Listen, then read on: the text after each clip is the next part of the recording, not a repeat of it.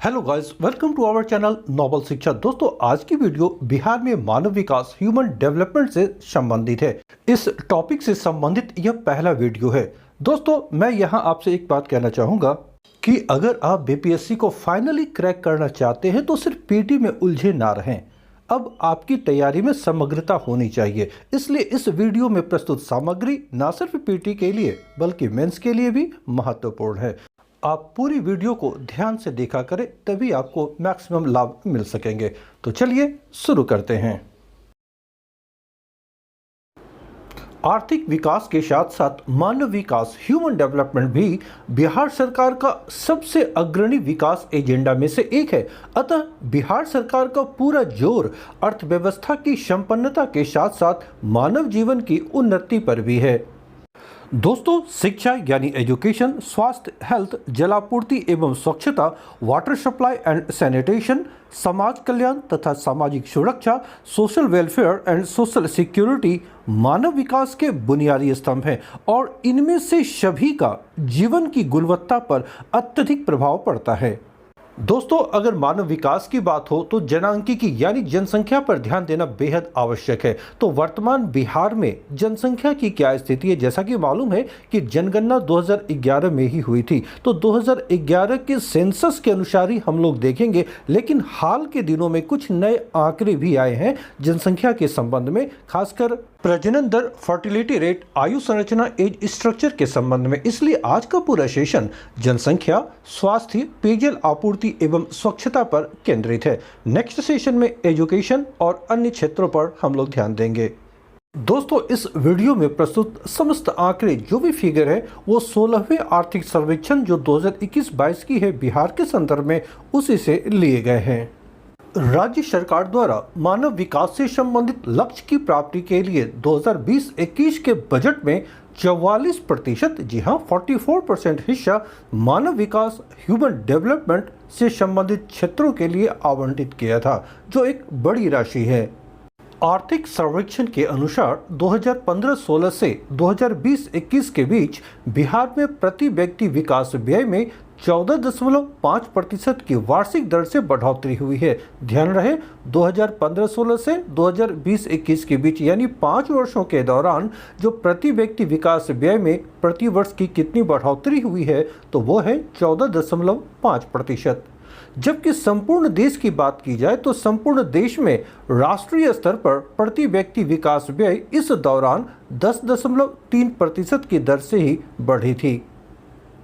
राज्य में शिक्षा के क्षेत्र में कितनी वार्षिक बढ़ोतरी हुई है, तो इस पर ध्यान दें कि 2015-16 से 2020-21 के बीच 14.3% की वार्षिक दर से बढ़ोतरी हुई है शिक्षा के क्षेत्र में। तो यहाँ भी एक महत्वपूर्ण उपलब्धि बिहार में दिखाई दे रही है कि शिक्षा के क्षेत्र में प्रति वर्ष 14.3% की वार्षिक बढ़ोतरी हुई है।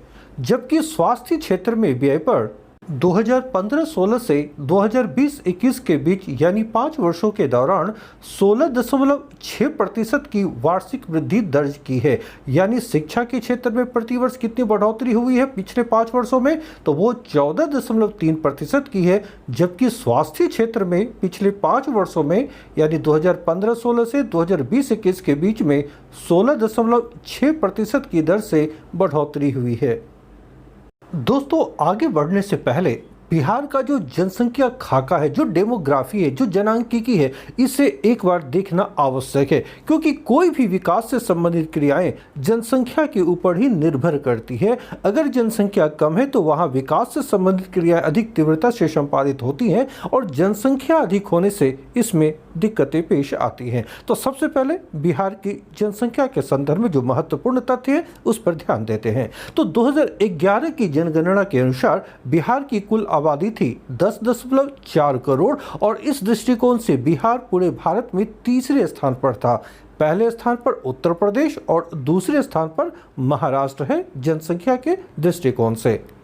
देश की कुल आबादी में बिहार में कितनी आबादी निवास करती है, तो देश की कुल आबादी के दृष्टिकोण से बिहार में 8.6% आबादी रहती है, जबकि देश के कुल क्षेत्रफल में बिहार का हिस्सा मात्र 2.9% ही है।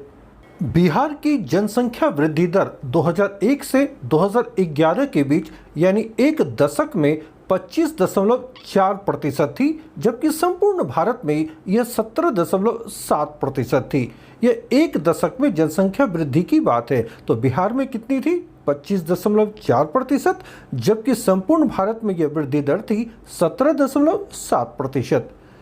दोस्तों, बिहार में जनसंख्या घनत्व 1106 व्यक्ति प्रति वर्ग किलोमीटर है। जो पॉपुलेशन डेंसिटी है वो कितनी है? 1106 व्यक्ति प्रति वर्ग किलोमीटर। और इस दृष्टिकोण से पूरे भारत में बिहार पहले स्थान पर है जहां इतना अधिक जनसंख्या घनत्व है। संपूर्ण भारत की बात की जाए तो संपूर्ण भारत में यह है 382 व्यक्ति प्रति वर्ग किलोमीटर, यानी संपूर्ण भारत की तुलना में बिहार में जनसंख्या घनत्व काफी अधिक है।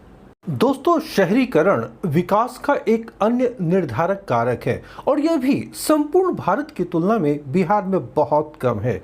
जहां संपूर्ण भारत के स्तर पर 31.2% जनसंख्या नगरों में निवास करती है, तो बिहार में महज 11.3% जनसंख्या ही नगरों में रहती है।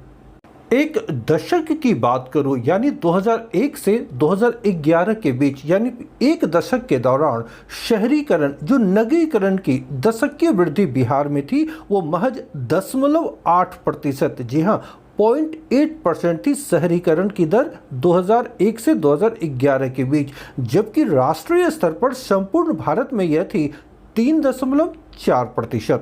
लिंग अनुपात सेक्स रेशियो की बात की जाए तो बिहार में यह 918 है, अर्थात प्रति 1000 पुरुषों पर महिलाओं की संख्या 918 है, जबकि संपूर्ण भारत में यह 943 है। किंतु बाल लिंगानुपात की बात की जाए तो बिहार में यह 935 है, जो राष्ट्रीय औसत 919 से अधिक है। लिंगानुपात सेक्स रेशियो सबसे कम बिहार में मुंगेर जिले में है, जो 876 है, यानी 1000 पुरुषों पर महिलाओं की संख्या 876 मुंगेर में है, यह सबसे कम है। जबकि सर्वाधिक गोपालगंज जिले में है, जहां 1021 है, यानी गोपालगंज बिहार का एक ऐसा जिला है जहां पर पुरुषों से अधिक संख्या में महिलाएं हैं। यहां पर सेक्स रेशियो लिंगानुपात है 1021, अर्थात प्रति 1000 पुरुष पर गोपालगंज में महिलाओं की संख्या 1021 है। जनसंख्या घनत्व में भी काफ़ी अंतर है। राज्य के 38 जिलों में, जी हाँ 38 जो डिस्ट्रिक्ट बिहार में है, उनमें 10 जिलों में जनसंख्या घनत्व 1400 व्यक्ति प्रति वर्ग किलोमीटर से अधिक है। यहाँ यह ध्यान रखें कि बिहार में 38 जिलों में 10 जिले ऐसे हैं जहाँ पॉपुलेशन डेंसिटी जनसंख्या घनत्व 1400 व्यक्ति प्रति वर्ग किलोमीटर से अधिक है। दोस्तों, प्रजनन दर फर्टिलिटी रेट की क्या स्थिति है? भारत की कुल प्रजनन दर घटकर 2016-20 यानी 2016 से 2020 के बीच में 2.1 हो गई है और यह संभावना व्यक्त की गई है कि 2031 से 35 के बीच यह 1.7 बच्चा प्रति महिला रह जाएगी। ये संभावना व्यक्त की गई है 2031 से 35 के बीच, यानी 1.7 ये आ जाएगा। दोस्तों, अब राज्य में यानी बिहार की प्रजनन दर इस अवधि में 2016 से 20 के बीच कितनी है? तो यह है 3.2।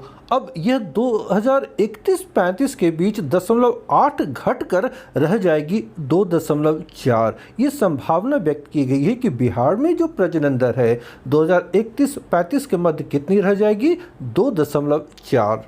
वर्तमान में कितनी है? 3.2। आयु संरचना एज स्ट्रक्चर क्या है? दोस्तों, बिहार और भारत की जनसंख्या के अनुमान का तुलनात्मक विश्लेषण दर्शाता है कि 2036 तक कार्यशील आबादी जो 15 वर्ष से 59 वर्ष के बीच की होगी, उसका हिस्सा बिहार और भारत दोनों में बढ़ेगा। तो 2011 की जनगणना सेंसस जो हुई थी, इसके अनुसार बिहार में कार्यशील आबादी 53.5%, जो आगे बढ़कर 2036 में 61.4% हो जाने का अनुमान है। जो आंकड़े पेश किए गए हैं, इसके अनुसार 2036 तक बिहार की कुल आबादी में बच्चों की आबादी जो 14 वर्ष की उम्र तक की होगी, वो हो जाएगी 27.7%। स्वास्थ्य परिदृश्य हेल्थ सेक्टर के क्षेत्र में क्या स्थिति है? दोस्तों, स्वास्थ्य यानी हेल्थ किसी समाज के चतुर्दिक विकास के लिए अनिवार्य होते हैं। लोगों की स्वास्थ्य संबंधी स्थिति की एक बुनियादी सूचक जन्मकालीन जीवन संभाव्यता जीवन प्रत्याशा है, जो LEB अर्थात लाइफ एक्सपेक्टेंसी एट बर्थ कहलाती है। यह स्वास्थ्य की दशा और सामाजिक सुरक्षा में स्थिरता को व्यक्त करती है। जो आंकड़े प्रस्तुत किए गए हैं, इसके अनुसार बिहार में जन्मकालीन जीवन संभाव्यता में 1 वर्ष की वृद्धि दर्ज हुई है। 2010 से 2014 के बीच में यह 68.1 वर्ष थी, जो अब बढ़कर 2014-18 में 69.1 वर्ष हो गई है। यानी बिहार में जन्मकालीन जीवन संभाव्यता वर्तमान में कितनी है, तो वो है 69.1 वर्ष। दूसरी ओर संपूर्ण भारत के स्तर में 1.5 वर्षों की वृद्धि हुई है, यानी 1.5 वर्ष बढ़ी है। 2010-14 के बीच में संपूर्ण भारत में जीवन संभाव्यता 67.9 वर्ष थी, जो 2014-18 के बीच में बढ़कर 69.4 वर्ष हो गई है। तो संपूर्ण भारत में जीवन प्रत्याशा कितनी है प्रति व्यक्ति? 69.4, जबकि बिहार में ये कितनी हो गई है? 69.1। दोस्तों, स्वास्थ्य का एक अन्य सूचक शिशु मृत्यु दर है, जो प्रति 1000 जीवित प्रसव पर देखी जाती है, और यह बिहार में लगातार घटी है। 2016 के 38 से घटकर 2019 में यह 29 रह गई है। यानी प्रति 1000 प्रसव पर शिशु की मृत्यु कितनी हो रही है बिहार में? तो यह 29 है। दोस्तों, बिहार में स्वास्थ्य देखरेख के लिए अधिसंरचना की क्या स्थिति, इंफ्रास्ट्रक्चर किस प्रकार की है, तो आइए इसे समझते हैं। बिहार में स्वास्थ्य की देखभाल के लिए अधिसंरचना यानी इंफ्रास्ट्रक्चर 3 स्तरों वाली है, यानी इसके 3 स्तर है। पहला, प्राथमिक स्तर पर उपकेंद्र, प्राथमिक स्वास्थ्य केंद्र तथा अतिरिक्त प्राथमिक स्वास्थ्य केंद्र शामिल किए जाते हैं। ये प्राथमिक स्तर के सेंटर हैं। द्वितीयक स्तर, जो दूसरा स्तर है, इसके अंतर्गत सामुदायिक स्वास्थ्य केंद्र, जिला अस्पताल और अनुमंडल अस्पताल शामिल किए जाते हैं। तृतीय स्तर पर बड़े अस्पताल और मेडिकल कॉलेज शामिल किए जाते हैं। दोस्तों, वर्तमान में बिहार में 36 जिला अस्पताल, 67 रेफरल अस्पताल और 45 अनुमंडल अस्पताल मौजूद हैं। इसके अलावा 533 प्राथमिक स्वास्थ्य केंद्र, 10,258 उपकेंद्र और 1,399 अतिरिक्त प्राथमिक स्वास्थ्य केंद्र भी मौजूद हैं। इस प्रकार राज्य में प्रति लाख आबादी पर 12 स्वास्थ्य केंद्र मौजूद हैं। किंतु दूसरी ओर राज्य के विभिन्न जिलों में स्वास्थ्य संस्थानों की उपलब्धता के मामले में काफी अंतर है। प्रति लाख आबादी पर स्वास्थ्य संस्थानों की औसत संख्या के मामले में अग्रणी जिला जमुई है। ध्यान रहे, बिहार में अग्रणी जिला जमुई है। यहाँ प्रति लाख आबादी पर 18 स्वास्थ्य संस्थान मौजूद हैं, जबकि प्रति लाख आबादी पर स्वास्थ्य संस्थानों की औसत संख्या के मामले में सबसे पिछड़ा जिला सीतामढ़ी है। यहाँ यानी सीतामढ़ी जिले में प्रति लाख आबादी पर स्वास्थ्य संस्थानों की औसत संख्या 7.8 है। दोस्तों, प्रति लाख आबादी पर स्वास्थ्य संस्थानों की संख्या के दृष्टिकोण से 3 शीर्ष जिले बिहार में हैं। नंबर 1 जमुई, नंबर 2 शेखपुरा और नंबर 3 शिवहर। जमुई में प्रति लाख जनसंख्या पर 18, शेखपुरा में प्रति लाख जनसंख्या पर 17.3 और शिवहर में प्रति लाख जनसंख्या पर 16.6 स्वास्थ्य संस्थान मौजूद हैं। जबकि दूसरी ओर प्रति लाख आबादी पर स्वास्थ्य संस्थानों की संख्या के दृष्टिकोण से बिहार के 3 सबसे पिछड़े जिले हैं। नंबर 1 सीतामढ़ी, नंबर 2 दरभंगा और नंबर 3 पटना। दोस्तों, राज्य में स्वास्थ्य सेवाओं की गुणवत्ता का मूल्यांकन 2 सूचकों के द्वारा किया जा सकता है या किया जाता है। नंबर 1 अस्पताल पहुंचने वाले बाह्य रोगियों की औसत दैनिक संख्या और नंबर 2 भर्ती रोगियों की शैय्या यानी बेड की उपलब्धता दर। इन दोनों के आधार पर सेवाओं की गुणवत्ता का आकलन किया जाता है जो स्वास्थ्य सेवाएं बिहार में उपलब्ध हैं। 2020-21 में प्रतिदिन अस्पताल पहुंचने वाले बाह्य रोगियों की सर्वाधिक औसत संख्या के मामले में 3 शीर्ष जिले हैं। नंबर 1 मुजफ्फरपुर, नंबर 2 खगड़िया और नंबर 3 दरभंगा। जबकि इस मामले में सबसे कम औसत संख्या वाले 3 जिले हैं जमुई, शेखपुरा और शिवहर। 2020-21 में भर्ती रोगियों की शैय्या उपलब्धता यानी जो बेड की उपलब्धता है, इस दर के मामले में शीर्ष 3 जिले हैं सुपौल, सारण और खगड़िया, जबकि इस मामले में यानी सैया की उपलब्धता के मामले में सबसे पिछड़े 3 जिले हैं शिवहर, अरवल और जहानाबाद। दोस्तों, बिहार में पेयजल आपूर्ति और स्वच्छता के संबंध में जो वाटर सप्लाई और सैनिटेशन प्रोग्राम है, ये क्या है, आइए इस पर दृष्टि डालते हैं। स्वास्थ्य देखरेख प्रणाली काफी हद तक सुरक्षित पेयजल और स्वास्थ्यप्रद स्वच्छता की उपलब्धता पर निर्भर करती है। इसलिए बिहार सरकार के द्वारा जो प्रोग्राम आरंभ किए गए हैं, उनमें सबसे प्रमुख है हर घर नल का जल। दोस्तों, बिहार सरकार द्वारा सितंबर 2016 में मुख्यमंत्री पेयजल निश्चय योजना के हर घर नल का जल कार्यक्रम का शुभारंभ किया गया था। हर घर नल का जल कार्यक्रम का लक्ष्य था राज्य में सभी परिवारों को पाइप से पानी की आपूर्ति करके नल के कनेक्शन के जरिए पर्याप्त और सुरक्षित पेयजल आपूर्ति करना। स्वच्छता की जरूरत पूरी करने के लिए केंद्र सरकार द्वारा एक जन आंदोलन स्वच्छ भारत अभियान की शुरुआत 2 अक्टूबर 2014 को की गई थी। यह एक महत्वपूर्ण तथ्य है कि स्वच्छ भारत अभियान की शुरुआत कब की गई थी, तो यह है 2 अक्टूबर 2014 को। स्वच्छ भारत अभियान मिशन के अंतर्गत समस्त ग्रामीण और शहरी क्षेत्र शामिल हैं। दोस्तों, स्वच्छ भारत मिशन के अंतर्गत शहरी घटक यानी शहरी क्षेत्र का क्रियान्वयन नगर विकास मंत्रालय के द्वारा और ग्रामीण घटक यानी ग्रामीण क्षेत्रों में यह कार्यक्रम क्रियान्वयन पेयजल एवं स्वच्छता मंत्रालय द्वारा किया जाता है।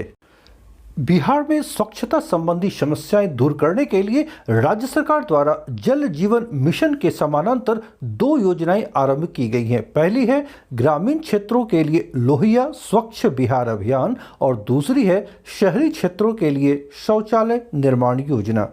दोस्तों, लोहिया स्वच्छ बिहार अभियान मिशन मोड में चलने वाला कार्यक्रम है, जिसमें केंद्र सरकार का स्वच्छ भारत मिशन जो ग्रामीण क्षेत्र के लिए है वो और राज्य सरकार की लोहिया स्वच्छता योजना दोनों इसमें शामिल हैं। स्वच्छ भारत मिशन ग्रामीण में केंद्र सरकार और राज्य सरकार के बीच 60:40 यानी 60 और 40 के अनुपात में भागीदारी होती है। लोहिया स्वच्छ बिहार अभियान का लक्ष्य है बिहार में सर्वव्यापी स्वच्छता सुनिश्चित करना। यह कार्यक्रम बिहार को खुले में शौच से मुक्त कराने के लिए कृत संकल्प है।